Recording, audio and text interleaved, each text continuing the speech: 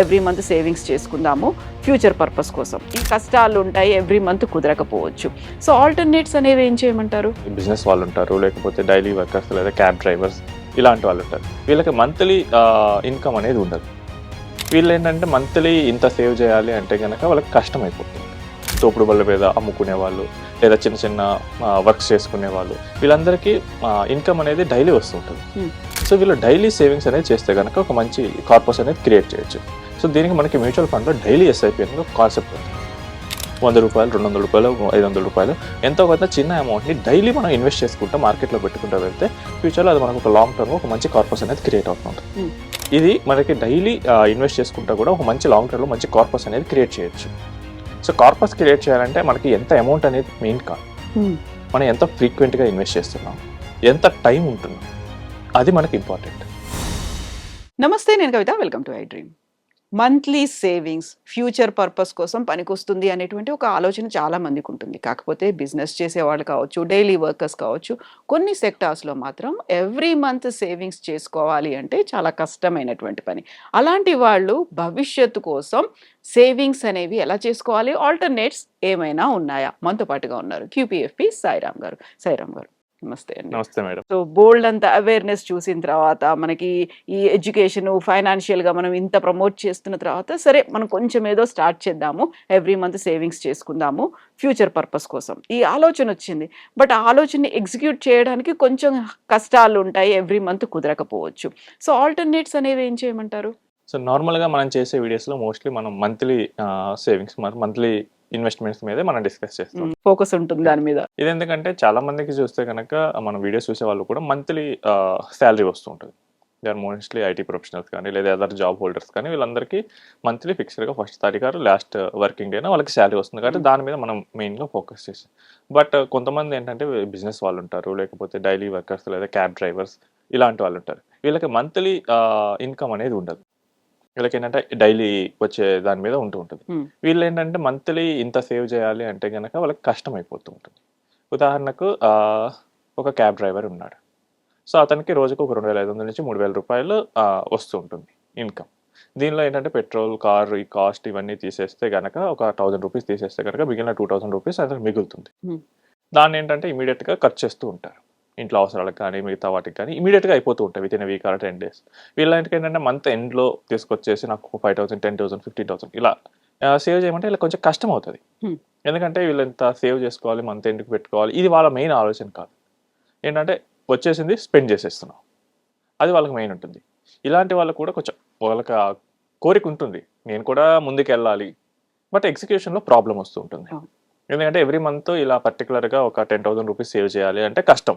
అందులో కూడా due date కంటే ముందే చేసేయాలి అంటే ఇప్పుడు ఆల్రెడీ వీళ్ళకి రెంట్ సేవ్ చేయడమే కష్టం. ఇప్పుడు దీని మీద ఇంకా ఎక్స్ట్రాగా ఇన్వెస్ట్మెంట్స్ ఇవన్నీ అయితే ఇంకా ఎక్కువ ప్రాబ్లం అవుతుంది. వీళ్ళకి ఏంటంటే మంత్లీ 10,000 కానీ ఒక డైలీ 300 రూపీస్ ఇది సేవ్ చేయడం ఈజీ. ఇప్పుడు క్యాబ్ డ్రైవరే ఉన్నాడు ఇందాక కేసులో, అతను ఊబర్లో చేస్తూ ఉన్నాడు. సో ఈరోజు 300 రూపీస్ ఎర్న్ చేయాలి. ఒకవేళ చేయలేదనుకుందాం, అతను ఇంకా ఎక్స్ట్రా రైడ్ కోసం వెయిట్ చేస్తాడు. వెయిట్ చేసి రైడ్ కంప్లీట్ అయిపోయి ఓకే ఈరోజు నా టార్గెట్ అయిపోయింది అని చెప్పేసి వెళ్ళిపోతాడు. సో నేను చాలామంది చూస్తుంటారు, వాళ్ళు రైడ్స్ ఊబర్స్తో వచ్చేటప్పుడు వాళ్ళు రైడ్ టార్గెట్లు పెట్టుకుంటారు. ఈరోజు 20 రైడ్స్ కంప్లీట్ చేయాలి, ఈరోజు ఇంత అమౌంట్ ఎర్న్ చేయాలి. సో వీళ్ళకి ఏంటంటే డైలీ ఇన్వెస్ట్మెంట్స్ అనేది ఈజీ అవుతుంటుంది.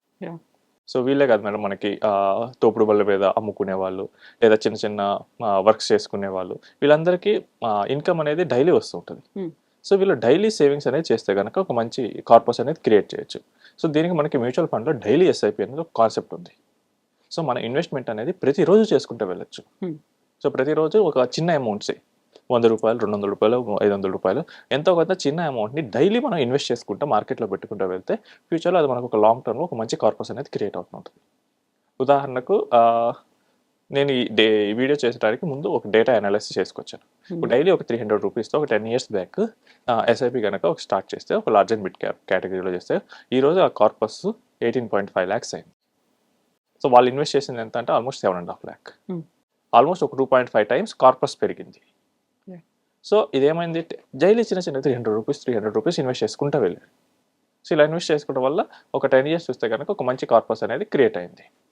అదే ఒక 20 years బ్యాక్ నుంచి ఒక 200 రూపీస్ డైలీ ఒక ఫ్లెక్సీ క్యాప్ కేటగిరీలో యావరేజ్ని ఇన్వెస్ట్ చేసుకుంటూ వెళ్ళారు. So they are got now almost 58 lakhs. వాళ్ళు ఇన్వెస్ట్ చేసిందేమో ఒక 9.9 lakhs అలా ఉంది. అంటే ఒక 5.5 to 6 times అవును. పెరిగింది మనం ఇన్వెస్ట్ చేసిన దానికన్నా.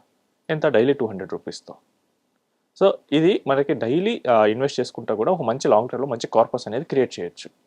సో కార్పస్ క్రియేట్ చేయాలంటే మనకి ఎంత అమౌంట్ అనేది మెయిన్ కాదు, మనం ఎంత ఫ్రీక్వెంట్గా ఇన్వెస్ట్ చేస్తున్నాం, ఎంత టైం ఉంటున్నాం, అది మనకి ఇంపార్టెంట్. ఇప్పుడు కొంతమంది చూస్తే మనకి డైలీ ఎస్ఐపీ కాదండి, వీక్లీ ఎస్ఐపి కూడా చేయొచ్చు. కొన్ని సెక్టార్స్లో వీక్లీ పేమెంట్స్ ఉంటాయి. సో మనకి వీక్లీ వచ్చినట్లు మనం ఇన్వెస్ట్ చేసుకుంటూ వెళ్ళొచ్చు. అప్పుడు నాకు ఈ వీక్ ఒక 1000 రూపీస్ నేను సేవ్ చేయాలి, 2000 రూపీస్ సేవ్ చేయాలనుకుని చేసుకోవచ్చు. అండ్ మనకి వీక్లీ కాదండి, ఇప్పుడు ఫార్మర్స్ చూస్తాం, వాళ్ళకి ఏంటంటే డైలీ రాదు, మంత్లీ రాదు, వీక్లీ రాదు, క్వార్టర్లీ కూడా రావు. వాళ్ళకి ఏంటంటే క్రాప్ సెల్ చేసిన వెంటనే వస్తుంది. ఇలాంటి వాళ్ళ కోసం ఇయర్లీ ఎస్ఐపి కూడా ఉంటుంది. ఈ కాన్సెప్ట్ని ఇన్సూరెన్స్ వాళ్ళు బాగా ఐడెంటిఫై చేశారు. వాళ్ళు ఇన్సూరెన్స్ పాలసీస్ అన్ని ఇయర్లీ పెడతారు. ఎందుకంటే ఇయర్లీ వాళ్ళకి ఏదో ఒక అమౌంట్ వస్తుంది, ఆ అమౌంట్లో నుంచి కొంత సేవింగ్స్. ఈ కల్చర్ ఆల్రెడీ ఫార్మర్స్లో ఉంది. వాళ్ళకి ఏంటంటే ఇయర్లీ ఒక ఫిక్స్డ్ మంత్లో ఒక ఈ టైంలో ఇంత ఇన్వెస్ట్ చేసుకోండి. సో వాళ్ళకి ఏంటంటే మంత్లీ చేయాల్సిన అవసరం ఉండదు. ఇయర్లీ ఎవ్రీ ఇయర్ వాళ్ళకి ఏదో ఒక క్రాప్ సెల్ చేసుకోగానే వచ్చిన ఇన్కమ్తో ఇన్వెస్ట్ చేసుకుంటూ వెళ్ళచ్చు. ఇది కూడా మనం ప్లాన్ చేసుకోవచ్చు. మీకు ఈ డైలీ ఎస్ఐపి ఎంత పవర్ఫుల్ అంటే మేడం, ఉదాహరణకు ఒక ఆటో డ్రైవర్ ఉన్నాడు, ఆయన ఆటో అద్దెకి నడుపుతున్నాడు, he needs to pay rent. Daily ఒక 400 రూపీస్ సేవ్ చేస్తూ వెళ్ళాడు. మనకి ఈక్విటీస్లో కానీ లేకపోతే కొంచెం డైవర్సిఫైడ్ ఫండ్స్లో కానీ ఒక 2.5-3 yearsలో, లేదా మార్కెట్ బాగుంటే కనుక ఒక 2 yearsలోనే he can become owner of his own auto. So ఈజీగా మనకి డైలీ చిన్న చిన్న అమౌంట్సే కాబట్టి అది పెద్ద ప్రాబ్లం కూడా కాదు వాళ్ళకి. ఈవెన్ మనం కిడ్స్కి ఫైనాన్షియల్ అవేర్నెస్, ఫైనాన్షియల్ నాలెడ్జ్ నేర్పించాలన్నా కానీ ఇది మనకు వీక్లీ ఎస్ఐపి మోడ్లో మనం చేసుకోవచ్చు. వీక్లీ మీరు పాకెట్ మనీ ఇస్తున్నారు, అందులో 50 రూపీస్ 100 రూపీస్ సేవ్ చేయించండి. ఒక 1 or 2 years తర్వాత అసలు మీరు సేవ్ చేసిన మనీ ఎంత, అది ఏమవుతుంది, ఇలా చూస్తే వాళ్ళకి కాంపౌండింగ్ అనేది అర్థమవుతుంది. చాలామందికి ఏంటంటే కాంపౌండింగ్ పేపర్ మీద చేస్తారు కానీ రియల్ టైంలో దాన్ని విజువలైజ్ చేయలేరు. సో కాంపౌండింగ్ ఎలా వెళ్తుంది, 10 years తర్వాత 15 years వరకు ఆ గ్రోత్ ఎలా ఉంటుంది, ఆ గ్రోత్ అనేది వాళ్ళు విజువలైజ్ చేయలేక చాలామంది మిస్ అవుతున్నారు. అదే మీరు పిల్లలకి చిన్నప్పటి నుంచే చూపించండి. ఎలాగో పాకెట్ మనీ ఇస్తారు, కొంత సేవింగ్స్కి పెట్టండి. 50 రూపీస్ కాదు 20 రూపీస్ పెట్టండి, ఏమైంది. సో ఈవెన్ 20 రూపీస్ ఎస్ఐపీస్ కూడా ఉన్నాయి. సో డైలీ స్టూడెంట్స్ కోసమా అందరి కోసమా అది? ఇది కొంచెం లో ఇన్కమ్ ఉన్న వాళ్ళ కోసం, ఎవరైతే కొంచెం లాంగ్ టర్మ్ సేవ్ చేసుకోవాలనుకున్నారో డైలీ 20 రూపీస్తో కూడా స్టార్ట్ చేసే ప్లాన్స్ ఉన్నాయి. సో మనకేంటంటే యాంఫీ మ్యూచువల్ ఫండ్స్ని ఇది ప్రజలందరికీ చేరువ చేయాలని చెప్పేసి ఆ మినిమం ఇన్వెస్ట్మెంట్ అనేది తగ్గించేసింది.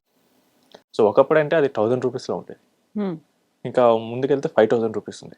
5000 రూపీస్ చేయాలంటే చాలా కష్టం చిన్న చిన్న వర్కర్స్కి. అదే 100 రూపీస్తో వచ్చాయి తర్వాత 5000 నుంచి 1000 అయింది, 1000 నుంచి 500 అయింది, 500 నుంచి 100 అయింది. ఈవెన్ ఇప్పుడు డైలీ కూడా వచ్చేసి 20 రూపీస్తో వీ కెన్ స్టార్ట్ ఇట్. కొంతమంది ఈఎంఐ కట్టాలి మంత్లీ, లేదా రెంట్ కట్టాలి. వీళ్ళకి ఏంటంటే మంత్లీ అకౌంట్లో ఈ మనీ ఉంటే కనుక ఖర్చు అయిపోతూ ఉంటుంది. వాళ్ళ ఉద్దేశపూర్వకంగా కాకపోయినా కానీ ఒక వీక్నెస్ ఉంటుంది కొంతమందికి.